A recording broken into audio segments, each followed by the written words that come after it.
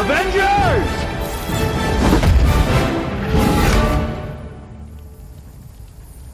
Assemble. Hi, Assalamualaikum and good day. I'm Nur Aina Shafira binti Naharuddin, and I will be the first presenter to explain about the team concept. Firstly, I will explain about characteristics of excellent team. Every team that boosts needs to have a clear mission. They obviously have to know what they are doing and what will they achieve. Each of the team members shouldn't be a free rider and blindly follow others doing without actually know what he or she is doing. The team should have an informal atmosphere, like relaxed and friendly rather than serious, so that everyone can feel free to talk their opinion and give any ideas. But it is very important that although the atmosphere is very informal, everyone should focus on their goals to achieve and not being playful. Thus, the team together should have a lot of discussion so that the plan can run smoothly and be an active listener, like give some feedback and comments. The next I will explain about positive and negative group members. Each members of a multicultural team can play one or more roles, and their roles can change throughout the life of the team. These team members' roles can affect the team positively and negatively, depending on when and to what extent they are used. Positive team members' roles and behavior that promotes trustworthiness, cooperation, and mutual respect. For others that allow a team to function effectively and efficiently includes the following. The first one is inspiring others, encouraging participate by calling on others. The next one is relieving anxieties, making light when appropriate and recommending reducing activities. They must showing empathy, asking others about their feelings towards the team and their responsibilities. And they should listening actively, making team members feel wanted, welcome, and necessary for contributing. Negative team members' roles and behavior that reduce a team from operating efficiently and effectively by discouraging participation, trust, and cooperation includes the following. The first one is blocking. They shouldn't be disagreeing with everything that is proposed. This one is controlling, trying to dominate the team by demanding, calling out others, and asserting control. And playing, distracting the team with joke and gags that waste time and prevent focused discussion. Every team member should have a group roles that will build performance. The first one is encourage. They should help people make contribution to fulfill their potentials. The next one is clarifier, creates order out of chaos and replace confusion with clarity. Second one is harmonizer, bring together opposite points of view. And idea generator suggests ideas that others do not. And here we on group member roles that reduce success. The ego tripper mostly interrupts others, launches into long monologue, and it's overly dramatic. Next one is negative artists. Reject all ideas suggested by others, take a negative attitude on issues, argues unnecessarily, and refuse to cooperate. And the one that above it all person withdraw from the group and its activities by being aloof, indifferent, and excessively informal. The last one is jokester. Fool around most of the time and distract the group from its business just to get a laugh. The most important in the team is dealing with the problem behavior. Taking it over in a calm and patient way and reporting observation uncritically. And reporting how it made one feels and how others must feel is the behavior is irritating. Asking why the person behaves as he or she does confronting the person with the facts and consequences of the person's negative behavior if he or she is close minded. To have a successful team, it is very important to designing a team. There's many kind of team and you should decide what kind of team you need first. Team have stages, but it's not linear. It's iterative. Great teams are willing to storm, norm, perform, and then storm again to renoms to constantly grow. Teams need to consciously co-design the three key elements of a team: goals, roles, and norms to be successful. And it's very important to have a problem solving style. Problem solving has four elements, which is E is having experience, R is reflecting on result, T is building the theories, and A is taking action. The step to step in the problem solving circle is the first step, having experience, which are to say like these are the facts to convince people. The second step is reflecting on result. I have to put this fact in order. Thus, this action is wise to prioritize the problems, which involve identifying which problem require the most immediate attention. Thirdly, building theories. An action like I will come up with a theory and it's time to narrow down your solutions. The fourth step, which is the last step, is taking action.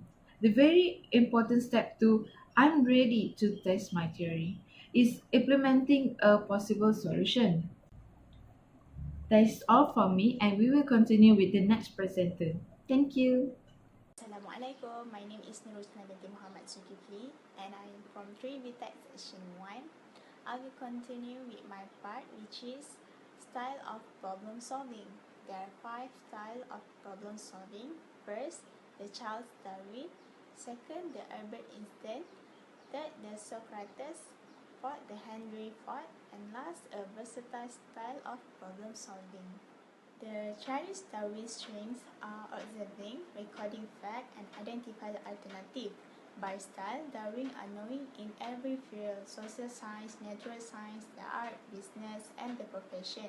For their true data collection and objective analysis, the Darwin style of problem solving can lead to paralysis as each new fact becomes even more interesting and resulting in decision.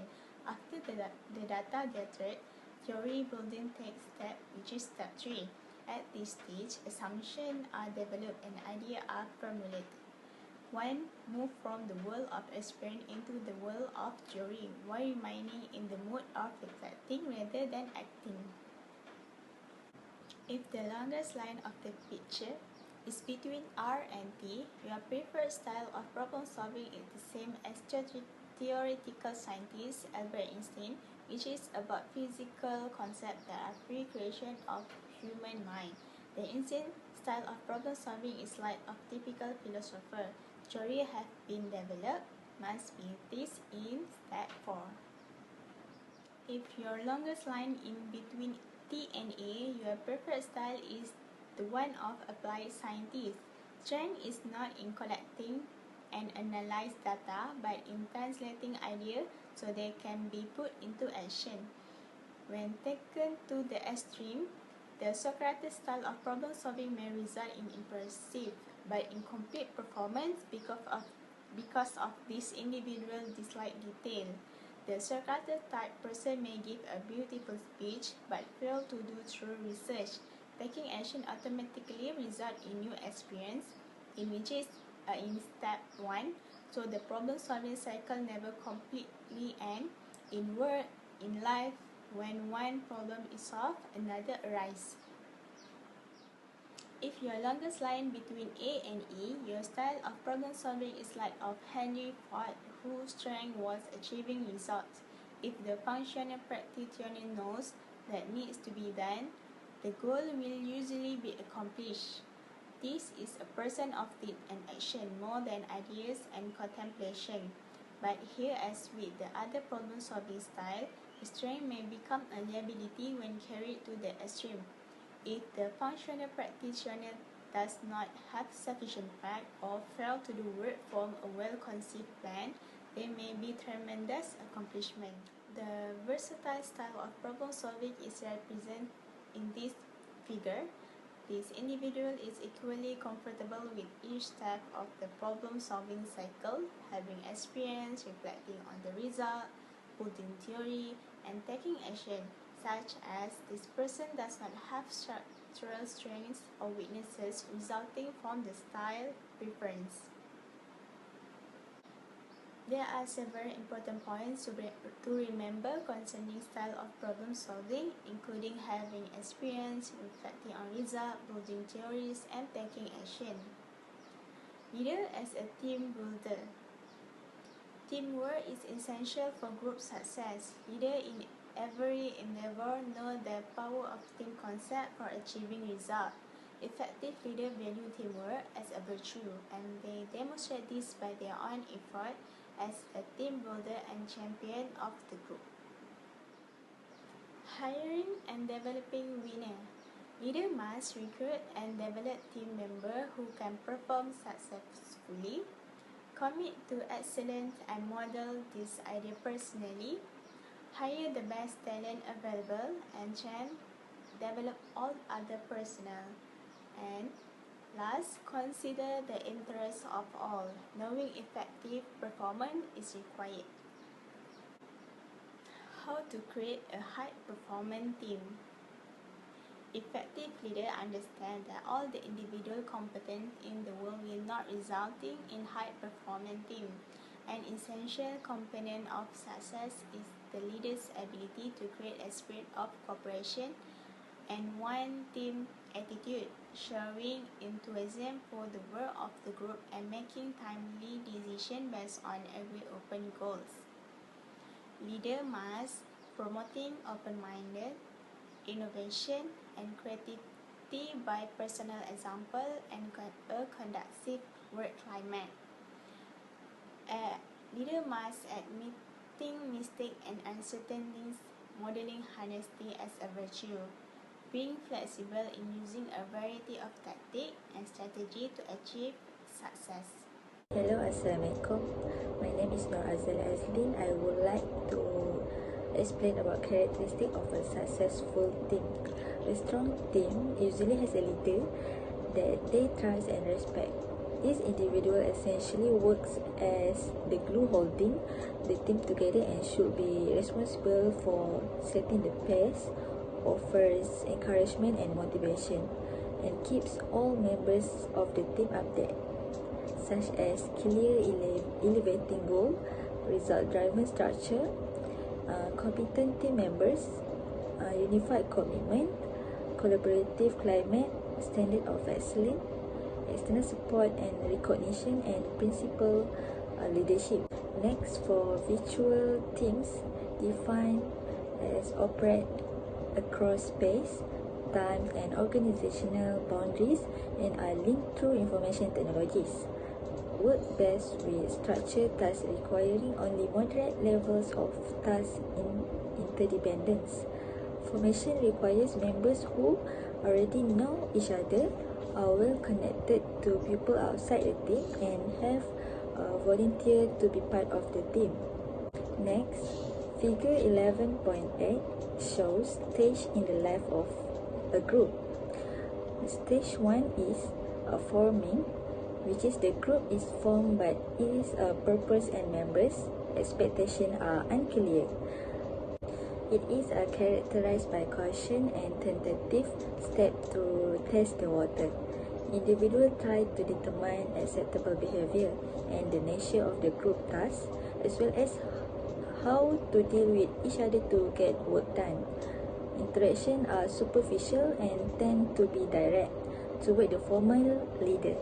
Skills and knowledge as a team are undeveloped. For the stage 2 is a storming, which is individual react to what has been done, question authority, and feel comfortable being themselves. It is characterized by conflict and resistance to the group task and structure. Members learn to deal with differences to work together to meet the group's goal. Groups that do not get through this stage successfully are marked by divisiveness and low creativity. Next, for the stage 3 is a norming. Norms of behaviors are developed that are considered necessary for the group to accomplish its task, which is a greater degree of order begins to prevail and a sense of a group cohesion develops. Members identify with the group and develop customary ways for resolving conflict, making decisions, and completing assignments. Then members typically enjoy meetings and freely exchange information. Productivity is continues to increase as group skills and knowledge further develop. For the last stage is performing, payoff stage in the life of a group, which is pupils can focus their energies on the task, having worked through issues of membership, purpose, structure, and goals. Group is focused on solving problems and completing a task. Members take initiative and their effort emphasize result. As the group achieve a significant milestone, morale goes up and people have positive feeling about each other and the accomplishment of the group. Each member takes on leadership roles as necessary. Avoiding group think first, according to psychologist Irving Janis, group think refers to a mode of thinking that people engage in when they are deeply involved in a cohesive groups, and then occurs when members striving for anonymity overrides their motivations to realistically appraise alternative courses of actions. Avoiding group think second, psychologist Irving Janis described additional factors that when combined with cohesiveness can foster groupthink, which is highly insulate group with restricted access to external information, stressful decision-making context. As a result, the trilogy of group cohesiveness, isolation, and stress, a group can arrive at decisions that are unsuccessful and possibly even catastrophic. Next is symptoms of groupthink, which is an illusion of invulnerability, which is a member of a group in which no one voices their disagreement may have the perception that their group is performing well, and then a belief in the inherent morality of the group. Then rationalizations, a person might account for a bad mood or general rude behavior by explaining that bad traffic affected the morning commute. For example, someone who is passed over for a promotion might rationalize the disappointment by claiming to not have wanted so much responsibility after all. Then stereotypes of out-group. Then self-censorship, which is causes members of a group to refrain from confiding to other members their private doubt and uncertainties concerning the action of their group.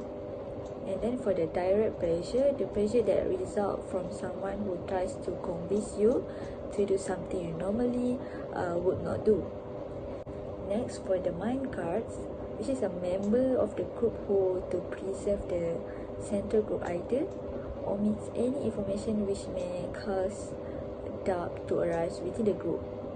Lastly is illusions of anonymity. Members of the group falsely perceive that everyone agrees with the group decisions, which is a silence is seen as a concern. Hi, Assalamualaikum. My name is Sadia binti Johari. I am from Trinitype. Today, I will continue a little about groupthink. As we know, groupthink require individuals to avoid the emergency of controversy about a problem or alternative solution. So, what is the technique to avoid groupthink? Firstly, leader must assign to the role of critical to each member, so it have to be more accurate to make a decision. Secondly, each member must adopting and impartial to stand open discussion and probing of a wide range of policy problem and solving alternative. Thirdly, each member must setting up outside available to the work on the same policy question. Next, move to team building. Team building invention and technique. Team building can be enhanced by the experiential strategic and activities, which mean educational workshop retreat setting are increasingly popular. Adventure and challenge experiment can be effective.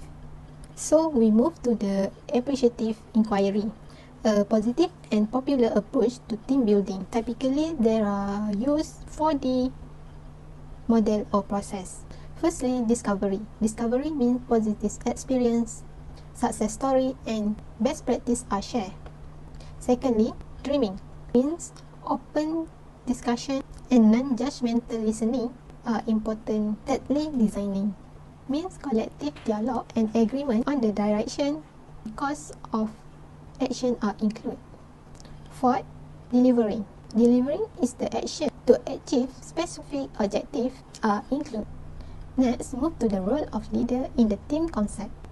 Team process are important because it can enhance success.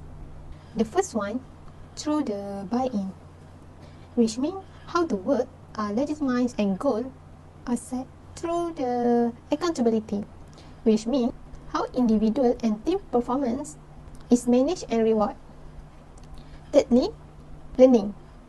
Learning is how performance is improved their skill. Fourth is infrastructure. It means how the work of team is systemized and resource access. Five is partnering, which means how people interact and work together to achieve success on the team and cross-organization units. Next, for optimal result, leaders should coordinate group, advocate for the team across the organization. And dynamic is important because it can impact the success of all group. Highly effective team include members who trust one another, engage in unfilled conflict around idea. So the last one is dysfunctions that are latent for the team success. Firstly, absence of trust, lack of commitment, and the last one, avoidance of accountability. So that's all from me. Thank you. Assalamualaikum.